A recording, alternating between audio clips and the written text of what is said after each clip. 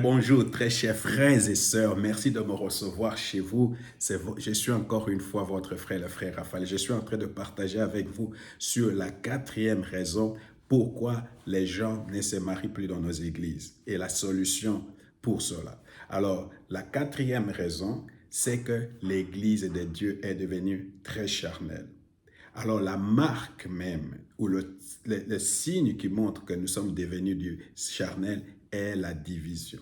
Alors j'ai défini ce que c'est que la chair. La chair, c'est ce qu'on appelle notre vieil homme, le vieux moi, ou la personne, la partie en moi qui n'est pas encore régénérée par la parole de l'Écriture et qui se rebelle contre Dieu, qui empêche que la volonté de Dieu s'accomplisse en moi. C'est mon moi.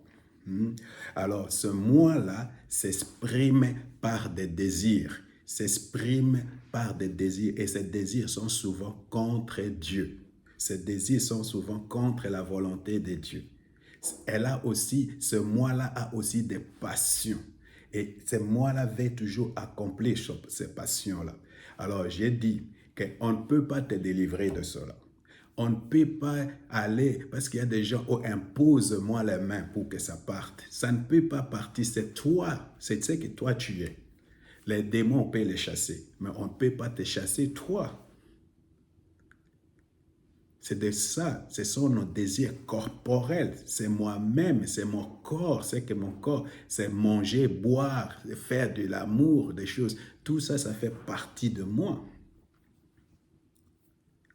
Alors, ce qu'il faut savoir, c'est que la première des choses qu'il faut savoir, c'est que ces attitudes et ces passions-là, ou la chair en général, elle est capable de produire quelque chose de bien dans nos vies. Je vais répéter cela parce qu'il y a quelqu'un qui ne peut pas comprendre. Vraiment, la chair, si nous obéissons à la chair et à ce que la chair veut de nous ou demande de nous, la chair ne peut pas produire quelque chose de bien dans nos vies.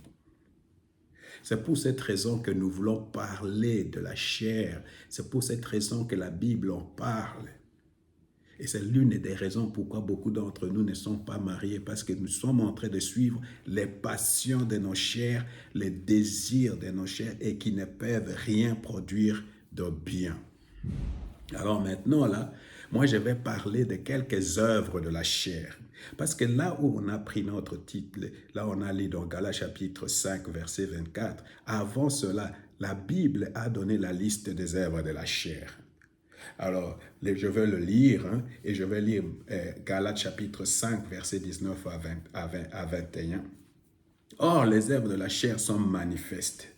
Ce sont l'impudicité, l'impureté, la dissolution, l'idolâtrie, la magie, les inimitiés, les querelles, les jalousies, les animosités, les disputes, les divisions, les sectes, l'envie, l'ivrognerie, les excès de table et les choses semblables. Je vous dis d'avance, comme je l'ai déjà dit, que ceux qui commettent de telles choses n'hériteront point le royaume de Dieu. Il y a un constat que j'ai fait. D'abord, quand la Bible parle ici, c'est comme quelqu'un a divisé cela à 4 catégories. La première catégorie des œuvres de la chair, ce sont des œuvres qui sont liées à l'impurité sexuelle. Il s'agit ici, par exemple, de la fornication. Et la fornication, normalement, ou le sexe avant le mariage, ça couvre toutes les formes d'immoralité sexuelle. Les mots fornication. Mais ici, il s'agit des relations sexuelles que moi j'appelle illicites, qui se passent en dehors du mariage ou dans le mariage, mais qui n'honorent pas Dieu. Ici, par exemple, les relations sexuelles avant le mariage, les fantaisies sexuelles, sodomie, swing, club, des choses comme ça, l'adultère, l'homosexualité, toutes les sortes de perversions sexuelles, ça c'est la première expression. Alors, une autre expression, c'est l'occultisme. L'occultisme, l'idolâtrie, beaucoup de chrétiens sont idolâtres, Tu sais, beaucoup de chrétiens n'ont pas un statut de Bouddha à la maison ou de gris-gris, mais ils adorent. Ils sont en train d'adorer les pasteurs, les mamans pasteurs, les dadis, des choses comme ça. Il n'y a qu'une seule personne que nous pouvons adorer et ça, c'est Jésus-Christ. La sorcellerie, la manipulation. J'ai dit là, beaucoup, partout où le Saint-Esprit n'agit pas. Si ce n'est pas par le Saint-Esprit, tout ce qu'on utilise pour remplacer l'action du Saint-Esprit, c'est ce qu'on appelle sorcellerie. Parce que Dieu agit par le Saint-Esprit, le diable agit par la sorcellerie. Alors, si moi j'essaie d'amener les gens à faire quelque chose pour moi, par exemple, dans une relation, ma femme, par exemple, j'utilise la colère, j'utilise le sexe, j'utilise autre méthode que par le Saint-Esprit pour contraindre ma femme à faire quelque chose pour moi. C'est de la sorcellerie. OK. Alors, beaucoup de gens croient que c'est la sorcellerie, c'est seulement la tante ou l'oncle. Non, non, toi-même, tu es au pied de sorcellerie parce que tu utilises d'autres méthodes pour manipuler les gens. Alors, les divisions. Je venais de lire à propos des divisions, surtout dans les relations. Pourquoi beaucoup de nos relations sont brisées? C'est parce que nous sommes charnels.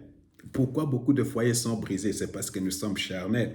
Alors là, il y a par exemple les querelles, la jalousie, les ambitions, l'égoïsme, les dissensions, les hérésies, l'envie. Regardez tout ce qui divise les foyers, tout ce qui divise les familles est produit par la chair. La chair est l'objet, est la cause pourquoi beaucoup de foyers se brisent, beaucoup de familles se brisent. Parce que partout il y a les divisions, il y a quoi? Il y a les œuvres de la chair qui soient. Et puis il y a les réjouissances ou les auto-indulgences. Trop manger. Trop boire, c'est ce qu'on appelle ici ivrognerie ou excès de table. Mon frère, ma soeur, c'est sûr que tu as déjà entendu parler de ne pas faire la fornication, qu'il n'y ait pas de fornication à l'église, n'est-ce pas? Qu'il n'y ait pas de relations sexuelles avant le mariage. Tu as déjà entendu parler de ça. Tu as déjà entendu parler que l'on prêche contre l'homosexualité. Tu as déjà entendu parler contre l'ivrognerie ou que les gens ne doivent pas boire, tout ça. Mais as-tu déjà entendu parler d'excès de table? Tu vois, c'est parce que nous, même quand nous prêchons, nous essayons de prendre les choses qui sont bien pour nous. Alors que dans nos églises, la même chose, beaucoup de gens ne boivent pas, mais ils font beaucoup d'excès de table. Ok, ça, ce n'est pas le sujet pour nous aujourd'hui. Alors, il faut arriver, si tu veux, la solution à la conclusion de Paul qu'il a trouvé en Romains chapitre 7, versets 17 à 18. Ce qui est bon, je le sais, n'habite pas en moi, c'est-à-dire dans ma chair. J'ai la volonté, mais non le pouvoir de faire le bien, car je ne fais pas le bien que je veux et je fais le mal que je ne veux pas. N'as-tu pas constaté, n'es-tu pas arrivé, tu n'es pas encore fatigué? Parce que nous, souvent, nous sommes arrivés déjà à cette conclusion. Mais beaucoup de chrétiens essaient d'habiller le vieil homme, de lui donner de la spiritualité, de lui donner une certaine conformité, de le faire accepter. Vous savez, tu sais pourquoi il y a beaucoup d'hypocrisie au milieu de nous chrétiens? Un chrétien ne se fâche pas, mais un chrétien n'a pas la colère, mais un chrétien s'indigne, ou une indignation spirituelle. C'est quoi une indignation spirituelle? Jésus lui-même, dans sa chair comme homme, s'est fâché une fois. Et toi, tu ne vas pas te fâcher. Tu vois combien nous devenons hypocrites parce qu'on habille ces choses-là. Frère, la chair n'obéira jamais à Jésus-Christ.